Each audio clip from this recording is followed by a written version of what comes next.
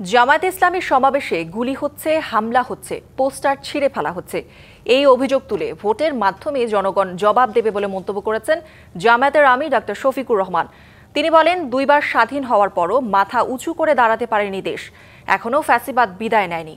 ঢাকা ১৭ আসনে জামায়াতে ইসলামীর প্রার্থী ডাক্তার এস.এম. খালেদুজ্জামানের উদ্যোগে রাজধানীর ভাসানটেকে এই জমায়েত।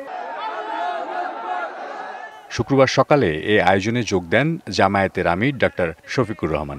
নির্বাচনী প্রচারণায় হামলার অভিযোগ তুলে তিনি বলেন, এর জবাব ভোটের মাধ্যমে দেবে জনগণ। আমাদের প্রচার মিছিলে গুলি চালানো হচ্ছে, কোথাও মাহবুবদের উপর হামলা করা হচ্ছে, কোথাও আমাদের প্রচার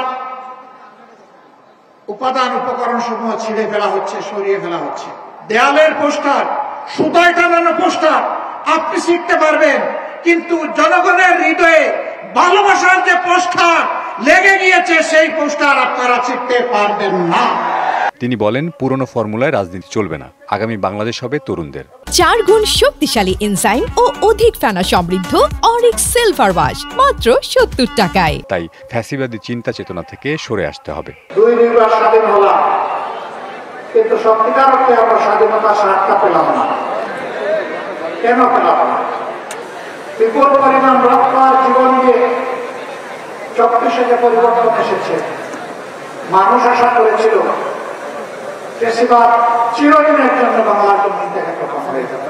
ফ্যাসিবাদীদের একটা অংশ বিদায় নিয়েছে, কিন্তু ফ্যাসিবাদ বাংলাদেশে রয়ে গিয়েছে।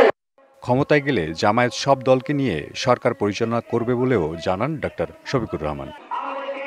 Sania Ahmed, DBC news, Dhaka.